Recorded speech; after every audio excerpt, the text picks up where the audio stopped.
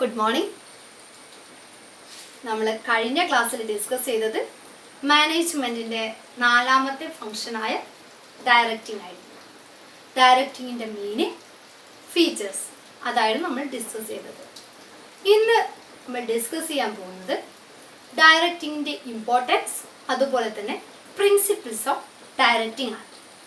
Okay, എല്ലാവരും നോട്ട്സൊക്കെ prepare ചെയ്തെന്ന് വിശ്വസിക്കുന്നു. ഓക്കെ, എല്ലാവരും റെഡി അല്ലേ? പോയിന്റ്സ് നോട്ട് ചെയ്യും. First, importance of directing. ഒരു ഓർഗനൈസേഷനിൽ ഡയറക്റ്റിംഗ് എത്രത്തോളം പ്രാധാന്യം അർഹിക്കും എന്നതാണ് നമ്മൾ ഡിസ്കസ് ചെയ്യാൻ പോകുന്നത്. Okay, first point, directing initiates action. നമ്മൾ ഫീച്ചേഴ്സ് പഠിച്ചപ്പോഴും first point directing initiates action ആയിരുന്നു അല്ലേ? ഇത് ഇമ്പോർട്ടൻസിലും first point directing initiates action അത് തന്നെയാണ്. മറ്റ് മാനേജ്മെന്റ് ഫംഗ്ഷനുകൾ അപേക്ഷിച്ച് ഡയറക്റ്റിംഗ് എന്നൊരു ഫംഗ്ഷൻ വരുമ്പോൾ അതിലൊരു ആക്ഷനും കൂടി ഇൻവോൾവ് ആണ് അല്ലേ? മറ്റ് മാനേജ്മെന്റ് ഫംഗ്ഷനിൽ സെറ്റ് ചെയ്ത് വെച്ച ഒബ്ജക്റ്റീവ്സ് ഇംപ്ലിമെന്റ് ചെയ്യുന്ന ഒരു ഫംഗ്ഷനാണ് ഡയറക്റ്റിംഗ്. അതുകൊണ്ട് തന്നെ ഒരു സുപ്പീരിയർ സബോർഡിനേറ്റ്സിന് ക്ലിയർ ആയിട്ടുള്ള ഗൈഡ് ലൈൻസ് പ്രൊവൈഡ് ചെയ്താൽ അത് ഒബ്ജക്റ്റീവ്സ് അച്ചീവ് ചെയ്യുക എന്ന ഒരു ആക്ഷനിലേക്ക് പോകുന്നു. ഓക്കെ, അതാണ് first point. Next, integrates employees efforts. ഒരു ഓർഗനൈസേഷൻ ഡിഫറെൻറ്റ് എംപ്ലോയീസ് ഉണ്ടായിരിക്കും. അവർക്ക് ഡിഫറെൻറ്റ് ആറ്റിറ്റ്യൂഡ്സും അതുപോലെ തന്നെ ഡിഫറെൻ്റ് ആയിട്ടുള്ള എഫിഷ്യൻസീസ് ആയിരിക്കും ഉണ്ടാകുന്നത്. ഒരു നല്ല മാനേജർ അവരുടെ എഫേർട്സ് കോർഡിനേറ്റ് ചെയ്യുന്നു. അത് ഓർഗനൈസേഷൻ്റെ നല്ലൊരു പെർഫോമൻസ് ഇടയാക്കുന്നു അല്ലേ? ഒരു മാനേജർ തൻ്റെ കീഴിലുള്ള എംപ്ലോയീസിന് നല്ല രീതിയിലുള്ള ഗൈഡൻസ് പ്രൊവൈഡ് ചെയ്യുന്നു. അതുപോലെ തന്നെ അവരുടെ ഇൻഡിവിജ്വൽ എഫേർട്സ് അതൊരു ടീം എഫേർട്സിലേക്ക് ആക്കുന്നു.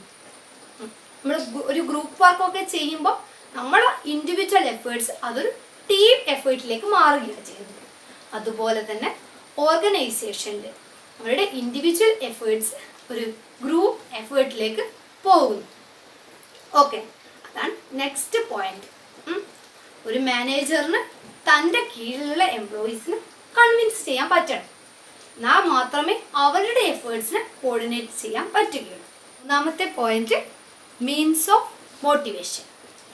ഡയറക്റ്റിംഗിലൂടെ എംപ്ലോയീസിന് ആവശ്യമായ മോട്ടിവേഷൻ പ്രൊവൈഡ് ചെയ്യുന്നുണ്ട്. അത് മോണിറ്ററി ആയിരിക്കാം, ചിലപ്പോൾ നോൺ മോണിറ്ററി ബെനിഫിറ്റ്സ് ആയിരിക്കാം. മോണിറ്ററി ബെനിഫിറ്റ്സ് ആയ സാലറിയിലുള്ള ഇൻക്രിമെൻറ്റ്സ് അല്ലെങ്കിൽ ബോണസ്, അതൊക്കെ ഒരു എംപ്ലോയീസിൻ്റെ മോട്ടിവേറ്റ് ചെയ്യും. അതുപോലെ തന്നെ നോൺ മോണിറ്ററി ബെനിഫിറ്റ്സ്, ചിലപ്പോൾ ചില ആൾക്കാർ ജോലിയിൽ പ്രൊമോഷൻസ് എക്സ്പെക്റ്റ് ചെയ്യുന്നുണ്ടാവാം. അങ്ങനെയുള്ളവർക്ക് നോൺ മോണിറ്ററി ബെനിഫിറ്റ്സ് പ്രൊവൈഡ് ചെയ്യുന്നു. അപ്പോൾ monetary and non monetary benefits provide ചെയ്ത് എംപ്ലോയിനെ നേരായ വഴി ഡയറക്റ്റ് ചെയ്യുന്നു. അത് ഓർഗനൈസേഷൻ്റെ ഒബ്ജക്റ്റീവ്സ് അച്ചീവ് ചെയ്യാൻ പറ്റുന്നു. ഓക്കെ, ഇനി നാലാമത്തെ point, introduction of needed changes. ഒരു ഓർഗനൈസേഷനിൽ എന്തെങ്കിലും ഒരു പുതിയ ഇന്നോവേഷൻസ് അല്ലെങ്കിൽ ചേഞ്ചസ് ഇൻട്രൊഡ്യൂസ് ചെയ്യുമ്പോൾ റെസിസ്റ്റൻസ് സ്വാഭാവികമായിട്ടും ഉണ്ടാകും അല്ലേ? ചിലപ്പോൾ എംപ്ലോയീസ് അവരെ നിലനിൽപ്പിനെ ബാധിക്കുമോ എന്നുള്ള കൺസേൺ ഉണ്ടാവും. അതുകൊണ്ട് തന്നെ അവർ റെസിസ്റ്റ് ചെയ്യാൻ ശ്രമിക്കും. ഒരു നല്ല മാനേജ്മെന്റ്, ഒരു നല്ല മാനേജർ എംപ്ലോയീസിനെ ഇതിനെ കൺവിൻസ് ചെയ്യാൻ പറ്റുന്നവർ ആളായിരിക്കണം. ഈ ചേഞ്ചസ് ഇൻട്രൊഡ്യൂസ് ചെയ്യുന്നതിൻ്റെ പർപ്പസ് അതുപോലെ നീഡ് അവർക്ക് മനസ്സിലാക്കി കൊടുക്കണം. അവർക്ക് അങ്ങനെ മനസ്സിലാക്കി കൊടുക്കുകയാണെങ്കിൽ ആ റെസിസ്റ്റൻസ് ഇല്ലാതാവും. ഓക്കെ, ഫോർ എക്സാമ്പിൾ, അക്കൗണ്ടിങ് സിസ്റ്റത്തിൽ പുതിയ പുതിയ ചേഞ്ചസ് ഉണ്ടാക്കുന്നു, അല്ലെങ്കിൽ എന്തെങ്കിലും ഒരു ഇന്നോവേഷൻ, ഒരു പുതിയ സിസ്റ്റം ഇൻസ്റ്റാൾ ചെയ്യുക. അങ്ങനെ ചെയ്യുമ്പോൾ അക്കൗണ്ടിങ് സ്റ്റാഫിൻ്റെ അടുക്കുന്നു ഫസ്റ്റ് തന്നെ റെസിസ്റ്റൻസ് ഉണ്ടാവും. അങ്ങനെ ഉണ്ടാവും എന്തായാലും അല്ലേ? നമ്മളൊരു പുതിയ ഒരു ഇന്നോവേഷൻ കൊണ്ടുവരുമ്പോൾ നമ്മുടെ നിലനിൽപ്പിനെ ബാധിക്കുമോ എന്ന് എംപ്ലോയീസ് ചിന്തിക്കും. എന്നാൽ മാനേജർ ഇതിൻ്റെ പർപ്പസ് നീഡ്സും എംപ്ലോയീസിന് വ്യക്തമാക്കി കൊടുത്താൽ അവർ സാറ്റിസ്ഫൈഡ് ആവുകയും അവിടെ ഒരു കോൺഫ്ലിക്റ്റ് ഇല്ലാതാവുകയും ചെയ്യും. അപ്പോൾ ഡയറക്റ്റിങ്ങിലൂടെ ആ കോൺഫ്ലിക്റ്റ് ഒഴിവാക്കാം. അപ്പോൾ നീഡഡ് ചേഞ്ചസ് ഇൻട്രൊഡ്യൂസ് ചെയ്യുന്നതിൽ ഡയറക്റ്റിങ്ങിന് നല്ലൊരു പങ്കുണ്ട്. Last point, brings stability and balance. ഓരോ ഇൻഡിവിജ്വൽസിനും വർക്ക്സിൽ അവരുടേതായ കമ്മിറ്റ്മെൻ്റ് ഉണ്ടാവും അല്ലേ? അവർ നന്നായി അവരുടെ ജോലി ചെയ്ത് തീർത്താൽ മാത്രമേ ഓർഗനൈസേഷന് ഒബ്ജക്റ്റീവ്സ് അച്ചീവ് ചെയ്യാൻ പറ്റുകയുള്ളൂ. അതുപോലെ തന്നെ ടീമായി വർക്ക് ചെയ്യുമ്പോൾ അവർക്ക് നല്ല കോഓപ്പറേഷൻ ഉണ്ടെങ്കിൽ മാത്രമേ നല്ലൊരു ടീം വർക്ക്, നല്ലൊരു ഔട്ട്പുട്ട് പ്രൊവൈഡ് ചെയ്യാൻ പറ്റും. ഈ കമ്മിറ്റ്മെൻറ്റും കോഓപ്പറേഷനും തമ്മിലൊരു ബാലൻസ് മെയിൻറ്റെയിൻ ചെയ്യണം. അതാണ് 5ാമത്തെ പോയിന്റിൽ പറയുന്നത്, വിത്ത് സ്റ്റെബിലിറ്റി ആൻഡ് ബാലൻസ്. എങ്കിൽ മാത്രമേ ഓർഗനൈസേഷന് നല്ല ഒരു ഔട്ട്പുട്ട് ലഭിക്കുകയുള്ളൂ. ഓക്കെ, ഇതൊക്കെയാണ് ഡയറക്റ്റിങ്ങിൻ്റെ ഡിഫറെൻറ്റ് ഇമ്പോർട്ടൻസ്. 5 ഇമ്പോർട്ടൻസ് ആണ് നമ്മൾ ഡിസ്കസ് ചെയ്തത്. എന്തൊക്കെയായിരുന്നു? Directing initiates action, integrates employees efforts, means of motivation, introduction of needed changes, and last one brings stability and balance. Okay, അടുത്തതായി നമ്മൾ ഡിസ്കസ് ചെയ്യാൻ പോകുന്നത് പ്രിൻസിപ്പിൾസ് ഓഫ് ഡയറക്റ്റിംഗ് ആണ്. ഡയറക്റ്റിംഗ് എന്ന് പറയുന്നത് ഒരു ഓർഗനൈസേഷനിൽ ഡിഫറെൻ്റ് ആയിട്ടുള്ള എംപ്ലോയീസ് ആണ് ഉള്ളത്. അവരുടെയൊക്കെ ആറ്റിറ്റ്യൂഡ് വേറെ ആയിരിക്കും, അവർ വരുന്ന ബാക്ക്ഗ്രൗണ്ട് വേറെ ആയിരിക്കും, അതുപോലെ തന്നെ അവർക്കുണ്ടാകുന്ന എഫിഷ്യൻസീസ്, സ്കിൽസ് അതൊക്കെ വേറെ ആയിരിക്കും. ഇവരെയൊക്കെ കോർഡിനേറ്റ് ചെയ്തു പോവുക എന്നുള്ളത് അത്ര ഈസി ആയൊരു കാര്യമല്ല അല്ലേ? അത് കുറച്ച് പണിയുള്ള ഒരു ഏർപ്പാട് തന്നെയാണ്. അപ്പോൾ ഈ എംപ്ലോയീസിനെ കോർഡിനേറ്റ് ചെയ്യാൻ ഒരു മാനേജർ നന്നായി കഷ്ടപ്പെടുന്നുണ്ട്. ആ എംപ്ലോയീസിനെ എങ്ങനെ കോർഡിനേറ്റ് ചെയ്യാം, ഏത് രീതിയിലുള്ള ഡയറക്ഷൻസ് ആണ് അവർക്ക് പ്രൊവൈഡ് ചെയ്യേണ്ടതെന്നുള്ള കുറച്ച് ഗൈഡ് ലൈൻസ് ഉണ്ട്. അതിനെ നമ്മൾ പ്രിൻസിപ്പിൾസ് ഓഫ് ഡയറക്റ്റിംഗ് എന്ന് പറയും. അപ്പോൾ നമുക്ക് ഡയറക്റ്റിംഗിൻ്റെ ഡിഫറെൻറ്റ് പ്രിൻസിപ്പിൾസ് എന്തൊക്കെയാണെന്ന് ഡിസ്കസ് ചെയ്യാം. ഓക്കെ, ഫസ്റ്റ് വൺ പറയുന്നത് മാക്സിമം ഇൻഡിവിജ്വൽ കോൺട്രിബ്യൂഷൻ. ഓക്കെ, ഓരോ ഇൻഡിവിജ്വലിനും ഡിഫറെൻ്റ് ആയിട്ടുള്ള എബിലിറ്റീസ് ആണുള്ളത്. അവരെ മാക്സിമം എഫിഷ്യൻസി അവരുടെ ജോബിൽ കാണിച്ചാൽ മാത്രമേ ഒരു ടീമായിട്ട് വരുമ്പോൾ മാക്സിമം ഔട്ട്പുട്ട് കിട്ടുകയുള്ളൂ. അതുകൊണ്ട് തന്നെ മാനേജർ എപ്പോഴും എയിം ചെയ്യുന്നത് എംപ്ലോയീസിൻ്റെ ഫുൾ എനർജിയും അവരുടെ വർക്കിൽ കാണിക്കാൻ മാനേജർ മോട്ടിവേറ്റ് ചെയ്യുക. അതുകൊണ്ട് തന്നെ ഒരു ഇൻഡിവിജ്വൽ കോൺട്രിബ്യൂഷൻ മാക്സിമം ആണെങ്കിൽ അത് ഗ്രൂപ്പായി വരുമ്പോൾ ഒരു അൾട്ടിമേറ്റ് ആയിട്ടൊരു എഫേർട്ടായിട്ട് വരും. അപ്പോൾ ഓർഗനൈസേഷൻ്റെ ഒബ്ജക്റ്റീവ് ഈസി ആയിട്ട് അച്ചീവ് ചെയ്യാം. ഫസ്റ്റ് പ്രിൻസിപ്പിളാണ് മാക്സിമം ഇൻഡിവിജ്വൽ കോൺട്രിബ്യൂഷൻ. നെക്സ്റ്റ് പറയുന്നത് ഹാർമണി ഓഫ് ഒബ്ജക്റ്റീവ്സ്. ഒരു ഓർഗനൈസേഷനിൽ കുറേ എംപ്ലോയീസ് ഉണ്ടാവാം. ആ എംപ്ലോയീസിന് പേഴ്സണൽ ഒബ്ജക്റ്റീവ്സും ഉണ്ടാവാം. അതുപോലെ തന്നെ ആ ഓർഗനൈസേഷന് അതിൻ്റേതായ ഓർഗനൈസേഷണൽ ഒബ്ജക്റ്റീവ്സ് ഉണ്ടാകാം. എംപ്ലോയീസിൻ്റെ പേഴ്സണൽ ഒബ്ജക്റ്റീവ്സ് എന്ന് പറയുന്നത് അവർക്ക് നല്ല സാലറി കിട്ടുക, അല്ലെങ്കിൽ നല്ല ട്രീറ്റ്മെൻറ്റ് കിട്ടുക, നല്ല ബെറ്റർ ആയിട്ടുള്ള വർക്കിംഗ് കണ്ടീഷൻസ് ഉണ്ടാവുക. അതൊക്കെ ആയിരിക്കും എംപ്ലോയീസിൻ്റെ പേഴ്സണൽ ഒബ്ജക്റ്റീവ്സ് എന്ന് പറയുന്നത്. ഓർഗനൈസേഷനെ സംബന്ധിച്ച് അവരുടെ ഒബ്ജക്റ്റീവ്സ് ബെറ്റർ ഔട്ട്പുട്ട്, നല്ല ഒരു പ്രൊഡക്ഷൻ ഉണ്ടാക്കുക എന്നതായിരിക്കും. ചില സമയം ഈ എംപ്ലോയീസിൻ്റെ പേഴ്സണൽ നീഡ്സും അതുപോലെ തന്നെ ഓർഗനൈസേഷൻ്റെ ഒബ്ജക്റ്റീവ്സും തമ്മിൽ കോൺഫ്ലിക്ട്സ് ഉണ്ടാവാൻ സാധ്യതയുണ്ട്. അപ്പോൾ ഡയറക്റ്റിംഗ് എന്ന ഫംഗ്ഷനിലൂടെ ആ കോൺഫ്ലിക്റ്റ് മിനിമൈസ് ചെയ്യുകയാണ് ചെയ്യുന്നത്.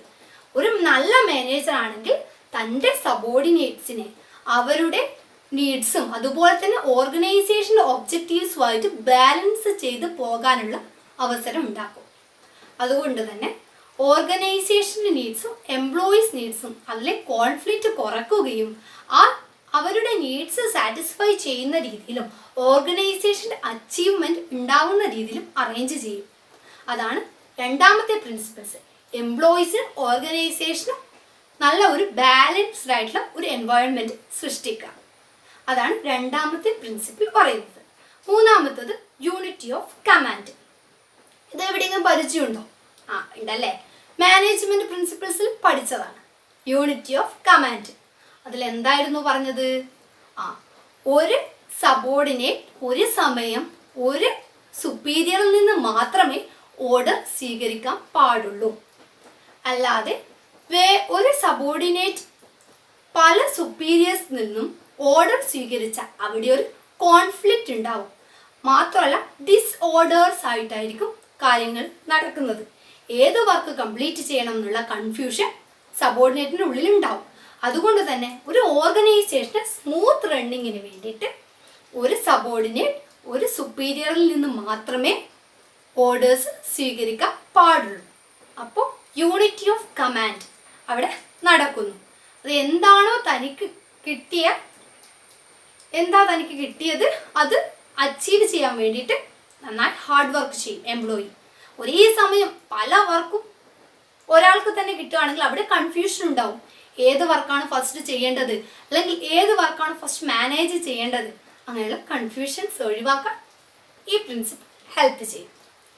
അടുത്ത പ്രിൻസിപ്പിൾ പറയുന്നത് അപ്രോപ്രിയേറ്റ്നെസ് ഓഫ് ഡയറക്ഷൻ ടെക്നിക് അല്ലേ. ഡയറക്ഷൻ ടെക്നിക്സ്, മോട്ടിവേഷൻ, ലീഡർഷിപ്പ്, അങ്ങനെ ഡിഫറെൻ്റ് ആയിട്ടുള്ള ടെക്നിക്സ് ഒരു മാനേജ്മെൻറ്റ് അഡോപ്റ്റ് ചെയ്യുന്നുണ്ട്.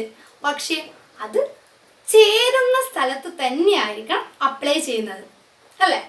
ചില എംപ്ലോയീസ് അവർക്ക് കൂടുതലായിട്ടും മണി എന്നുള്ള ഒരു ഒബ്ജക്റ്റീവായിരിക്കും ഉണ്ടാകുന്നത്. അവർക്ക് മോണിറ്ററി ബെനിഫിറ്റ്സ് തന്നെ പ്രൊവൈഡ് ചെയ്യണം, എന്നാൽ മാത്രമേ അവർ സാറ്റിസ്ഫൈഡ് ആകൂ അല്ലേ.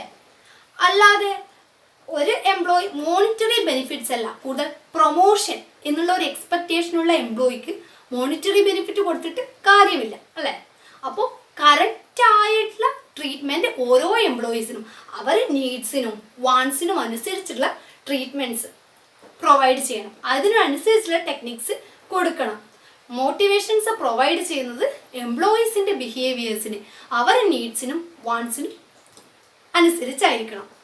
അതുപോലെ തന്നെ ലീഡർഷിപ്പ് പ്രൊവൈഡ് ചെയ്യുന്നതും അവർക്ക് കറക്റ്റായിട്ടുള്ള ഗൈഡ് ലൈൻസ് പ്രൊവൈഡ് ചെയ്യണം. അല്ലെങ്കിൽ അവരെ എപ്പോഴും വഴക്ക് പറയുന്ന രീതിയിലുള്ള ഒരു സുപ്പീരിയർ അവർ ആക്സെപ്റ്റ് ചെയ്യണമെന്നില്ല. അതുകൊണ്ട് തന്നെ അവരുടെ കൂടെ തന്നെ നിൽക്കുന്ന രീതിയിലുള്ള ഒരു സുപ്പീരിയറാണ് നമുക്കുള്ളത് എന്ന തോന്നൽ എംപ്ലോയീസിന് ഉണ്ടാവണം അല്ലേ. അതുകൊണ്ട് തന്നെ എല്ലാ ടെക്നിക്സും ഡയറക്ഷൻ ടെക്നിക്സും അപ്രോപ്രിയേറ്റ് ആയിരിക്കണം. എങ്കിൽ മാത്രമേ ഡയറക്റ്റിങ്ങിന് ഒരു റിസൾട്ട് ഉണ്ടാവുകയുള്ളൂ. അതായിരുന്നു നാലാമത്തെ principle, appropriateness of directing technique. Next managerial communication. Managerial communication ഒരു ബെറ്റർ വേയിലായിരിക്കണം. നല്ലൊരു കമ്മ്യൂണിക്കേഷൻ ഉണ്ടെങ്കിൽ മാത്രമേ ഗോൾസ് ഈസി ആയിട്ട് അച്ചീവ് ചെയ്യാൻ പറ്റൂ. അത് ടോപ്പ് ലെവലിലാകാം, മിഡിൽ ലെവലിലാകാം, ലോവർ ലെവലിലാകാം. നല്ലൊരു കമ്മ്യൂണിക്കേഷൻ സുപ്പീരിയേഴ്സും സബോർഡിനേറ്റ്സും തമ്മിൽ ഉണ്ടാവണം. അതായത് സബോർഡിനേറ്റ്സിന് ഉണ്ടാവുന്ന ഡൗട്ട്സൊക്കെ പെട്ടെന്ന് തന്നെ ക്ലിയർ ചെയ്യാനുള്ള അവസരം കിട്ടിയിരിക്കണം അല്ലേ. അങ്ങനെ കിട്ടിയാൽ മാത്രമേ അവിടെ ഒരു നല്ലൊരു കമ്മ്യൂണിക്കേഷൻ ഉണ്ടാവുകയും അതുപോലെ തന്നെ എഫക്റ്റീവ് ആയിട്ടുള്ള മാനേജ്മെൻറ്റ് ലിങ്ക് ഡയറക്ഷൻ സാധ്യമാവും. അതുകൊണ്ട് തന്നെ കമ്മ്യൂണിക്കേഷൻ ടോപ്പ് ടു ബോട്ടം ലെവൽസിലേക്കുള്ള കമ്മ്യൂണിക്കേഷൻ ക്ലിയർ ആയിരിക്കണം. അതാണ് അഞ്ചാമത്തെ പ്രിൻസിപ്പിൾ എന്ന് പറയുന്നത്. ആറാമത്തെ principle use of informal organization. നമ്മുടെ സ്കൂളിലായാലും നമുക്കൊരു കംഫർട്ട് സോൺ ഉണ്ടാവും അല്ലേ. അതെ, നമുക്ക് കംഫർട്ടായ കുറച്ച് ഒരു ഫ്രണ്ട്ഷിപ്പ് സോൺ ഉണ്ടാവും. അതുപോലെ തന്നെ ഓർഗനൈസേഷനും ഇൻഫോർമലായ എംപ്ലോയീസിന് കംഫർട്ടായ ഒരു കൊളീഗ്സ് ഉണ്ടാവും. ഒരു ബുദ്ധിമാനായ മാനേജർ എന്ത് ചെയ്യും? ഇവരുടെ ഈ ഇൻഫോർമൽ ഗ്രൂപ്പ് ഐഡൻറ്റിഫൈ ചെയ്യും. ഈ ഇൻഫോർമൽ ഗ്രൂപ്പിൻ്റെ കംഫർട്ട് എന്ത് ചെയ്യാം? അത് എക്സ്പ്ലോയിറ്റ് ചെയ്യാം. അപ്പോൾ ഓർഗനൈസേഷൻ്റെ ഇൻഫോർമൽ ആയിട്ടുള്ള അവരുടെ കംഫർട്ട് അത് ഓർഗനൈസേഷനുള്ളിലും വരുത്താൻ പറ്റും. അപ്പോൾ ഒരു നല്ല ഔട്ട്പുട്ട് കിട്ടും അല്ലേ.